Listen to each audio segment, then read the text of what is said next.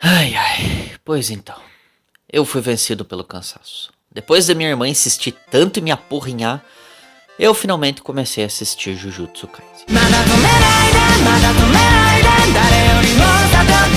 Eu e ela temos falado muito sobre vários animes e não adianta ela negar, porque com certeza a vida dela melhorou e muito depois que ela começou a assistir Jojo, que foi algo que eu também apurrinhei ela pra ver.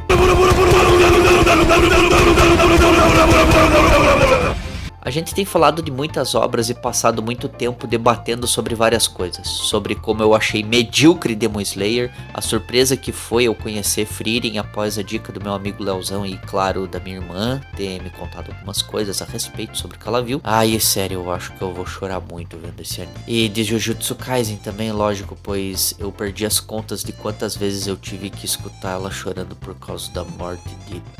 Vocês sabem quem. Não é o Voldemort. Eu não posso ser chato ao ponto de entregar tudo assim, né? Mas antes de menos, não se esqueçam de deixar o seu like e de se inscrever no canal, pois é de graça e você não paga imposto por isso. Aliás, me sigam também lá no Instagram.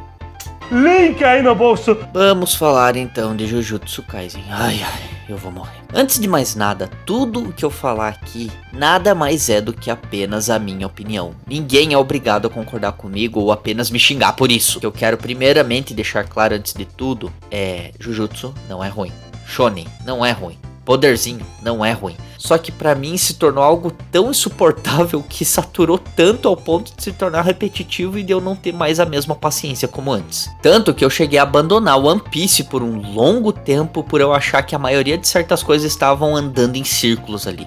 Eu até voltei a assistir porque, como tudo finalmente está se encaixando para o fim, eu quero ver como é que essa pinga vai terminar. De vários anos pra cá eu me distanciei muito de obras de shonen, e não é por preconceito não, pois mesmo eu tendo diminuído meu contato com essas obras, ainda tem uma ou outra que eu acompanho, e um exemplo disso, lógico, que é Record of Ragnarok.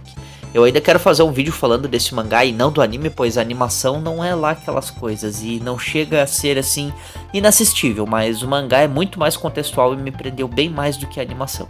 Mas vamos ao que interessa, né? Parece que eu tô fugindo do assunto. Jujutsu Kaisen apareceu pra mim como mangá logo que saiu aqui no Brasil e eu fui adquirindo alguns volumes e lendo aos poucos, porque era uma obra nova, era uma história diferente e meio que me chamou a atenção por eu ver aquela boca do Sukuna na mão do Yuji. Pensei que ele iria cuspir alguma bomba dali, mas não, né? Ele não é descendente do Deidara. Mas toda a história chegou a um ponto que eu comecei a pegar ranço, tanto que eu vendi o que eu tinha já pra minha irmã. E calma, eu explico. Além de eu ver muita coisa repetitiva de outras obras como Naruto, Yu Yu Hakusho e Bleach, que também falaram aqui em um comentário de um vídeo que eu postei sobre dicas de mangás, e tem muita dica boa lá, tá? Eu percebo que foi um dos pontos que mais me afastaram dessas obras foram exatamente essas repetições. Mas muita coisa se utiliza de referências e inspirações para o criador. Veja bem, eu não tô dizendo que GG Akutami não tenha criatividade. É óbvio que tem, pois uma das coisas que eu mais gostei foi de ter visto alguns poderes serem inspirados em temas da física. Temas sobre maldição e karma é algo que eu gosto muito de consumir, pois vejo que esse tema é uma coisa que serve como uma metáfora para a realidade. Mas a maneira como você desenvolve isso pode acabar caindo em ostracismo ou ficando obsoleto na história. E quando isso acontece, tudo pode ir por água abaixo. Eu percebo que os personagens da história são em alguns pontos muito desequilibrados, até têm os seus momentos, mas ainda assim possuem certos problemas que eu realmente queria entender. Pois uma coisa que eu vi que é um senhor de um problema aqui, realmente, é alguém chamado Satoru Gojo. Ou seja, o Kakashi que deu certo, né? Esse personagem é literalmente o ser mais arrombado de toda essa obra. É tipo o Sasuke em Naruto. Aceitem, tá? Ele é mais forte que o Naruto, sim. Porque de tão forte que ele é, o Kishimoto se obrigou a arrancar um braço dele pra ficar no mesmo nível do Naruto. Satoru Gojo, ele é tão poderoso que quando ele nasceu, o eixo da Terra se deslocou. Alguma coisa aconteceu e todo mundo sentiu esse impacto. Vocês têm ideia do que isso significa? Escador! Sem contar no tio Sukuna, né? Que é uma versão nerfada da Kurama, só que ao invés de ter 7 rabos... 9, foi exatamente o que eu disse, Obi. Madara, desculpa. Como eu disse, o Sukuna, ao invés de ele ter 9 rabos, ele tem 20 dedos que precisam ser coletados para que eles possam despertar o Sukuna e conseguir derrotá-lo por completo de uma vez por todas. E o Naruto dessa história toda se chama Yuji Itadori, que para tentar sobreviver em uma atitude de desespero acaba comendo um desses dedos do Sukuna. e assim se torna o Jinchuriki do Preto Velho. A ideia foi interessante e um jeito diferente de introduzir o Sukuna no Itadori. Nossa, como isso ficou estranho. Mas foi um jeito legal de criarem esse meio de fazer o Yuji ser o seu portador. E a partir disso, os dois vão começar a ter uma briga tipo irmão mais velho e irmão mais novo. E sim, o personagem que eu gostei até agora e achei mais interessante foi o Sukuna. Tem mais uns, mas vamos lá mais pra frente, que daí eu conto tudo lá, né? Eu gostei de Sukuna primeiro de tudo porque eu gosto de vilões, mas outros personagens que também achei legais aqui, a Nobara e o Nanami. Apesar de eu achar eles em alguns pontos um tanto genéricos, ainda eu acho que eles funcionam bem pra trama. Só acho que a Nobara poderia ter um desenvolvimento um pouquinho melhor, pois o poder dela de envolver pregos amaldiçoados e uma relação que busca se assimilar com a teoria do magnetismo foi bem interessante. E o Nanami tem algo que chamamos de carisma. Todo estiloso, sério, misterioso, e o poder dele tem relação com a teoria da força aplicada em um determinado curto espaço de tempo, no qual amplia ainda mais o seu poder. Eu achei bem interessante.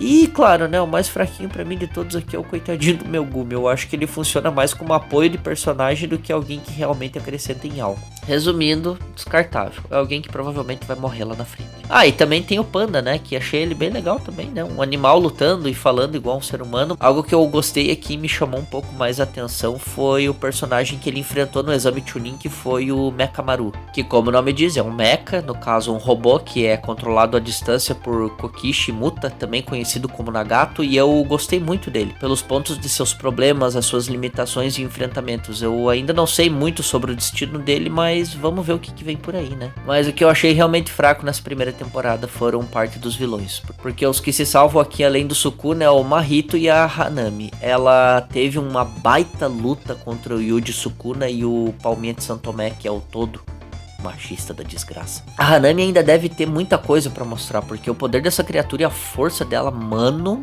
foi deveras interessante. Eu gostei muito da aparência que ela tem também, e ela me parece que deve ter algum segredo, alguma coisa, algo sobre ela que ainda eu não sei, né, porque eu não vi mais. Pois até o momento que eu gravei esse vídeo eu já vi toda a primeira temporada e comecei de leve a segunda. E, sabe, eu achei ok.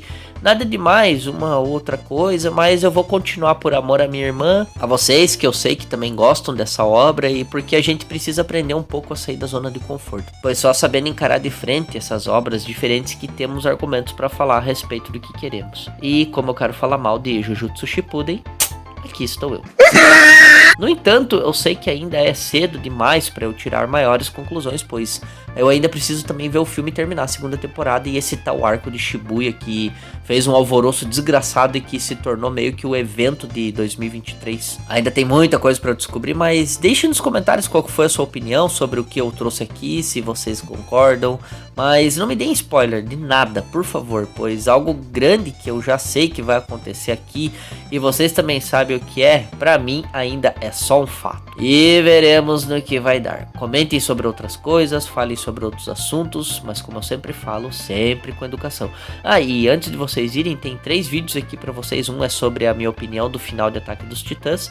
Outro é onde eu falo sobre a obra mais recente do Hiroya Oko, que é Gigante. E outra é onde eu trago alguns pontos sobre as obras de Zack Snyder no DCU. Muito obrigado por verem esse vídeo até aqui. Se cuidem, bebam água, nos vemos na próxima. Beijo bela, abraço fera e tchau. You are special.